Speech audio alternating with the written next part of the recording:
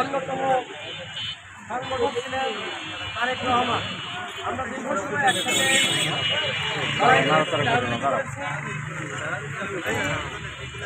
একটি দল গঠন করেছেন, দলের নাম আম জনতার দল। জনগণের অধিকার আদায়ে তারেক রহমান কিভাবে রাজপথে ছিলেন সেটি আপনারা সাংবাদিক ভাইয়েরা জানেন। এমনকি বাংলাদেশে সাহস করে যে ব্যক্তিটি ভারতীয় আধিপত্যবাদের বিরুদ্ধে ভারতীয় পণ্য বর্জন থেকে শুরু করে বিভিন্ন আন্দোলন করেছেন, এমনকি বলা যায় একাই লড়াই চালিয়ে গেছেন, সেই ব্যক্তিটির নাম তারেক রহমান। আমরা দেখেছি অতীতে বিভিন্ন দল নিবন্ধন পেয়েছে, বিশেষ করে আওয়ামী লীগের আমলে বিভিন্ন ভুইফোট দলকে নিবন্ধন দেওয়া হয়েছে। আমরা প্রধান নির্বাচন কমিশনারের কাছে অনুরোধ জানিয়েছিলাম, আপনারা যাচাই বাছাই করেন যে সকল দল অতীতে নিবন্ধন পেয়েছে তাদের সাংগঠনিক কার্যক্রম নাই, কমিটি নাই, অফিস নাই, তাদের নিবন্ধন বাতিল করতে হবে।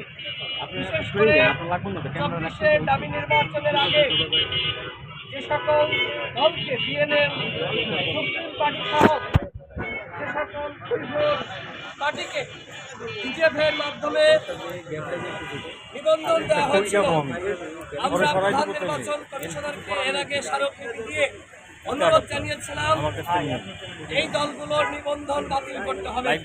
দুঃখজনকভাবে এখনো পর্যন্ত এই দলগুলোর নিবন্ধন বাতিল করা হয়নি। আমরা দেখলাম কয়েকদিন আগে 3টি দলকে নিবন্ধন দেওয়া হয়েছে।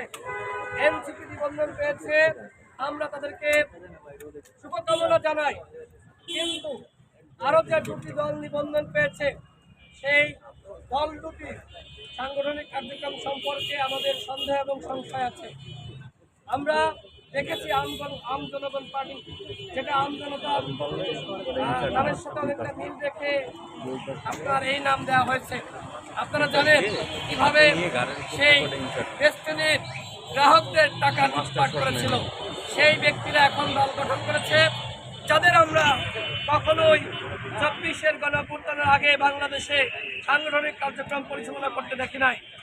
যখন ইসির পক্ষ থেকে নিবন্ধন দেওয়া হবে এই মর্মে গেজেট প্রকাশ করা হলো, তারপরে আমরা দেখলাম তারা বিভিন্ন জায়গায় কমিটি দিচ্ছে এবং তারা নিবন্ধন পেয়েও গেল। কিভাবে, কোন ক্রাইটেরিয়ায় এইভাবে এই দলগুলোকে নিবন্ধন দেওয়া হয়েছে, আমরা প্রধান নির্বাচন কমিশনারের কাছে তার জবাবদিহিতা চাই। তারেক ভাই এখানে প্রায় 20 ঘন্টা ধরে অনশন করছে, সারা রাত এখানে তিনি মশার কামড় খেয়েছেন। শুধুমাত্র তারেক ভাই না, এরকম আরো অনেক দল আছে যারা রাজপথে সেদের সময় সক্রিয় ছিল, আমাদের সাথে লড়াই সংগ্রাম করেছে। যদি কোনো দলকে নিবন্ধন দিতে হয়, তার 1 নম্বর শর্ত হতে হবে রাজপথে সে কতটুকু সক্রিয় ছিল। এর বাইরে ওই বিভিন্ন জায়গায় টাকা পয়সা দিয়ে কমিটি দিয়েছে। আমরা দেখেছি এর আগে নিবন্ধন পেয়েছে যে অফিস নাই, একটি বাসাকেই অফিস হিসেবে দেখানো হয়েছে। এই সকল দল নিবন্ধন পাবে, আর তারেক রহমান নিবন্ধন পাবে না, আম জনতার দল নিবন্ধন পাবে না, সেটি আমরা মানব না।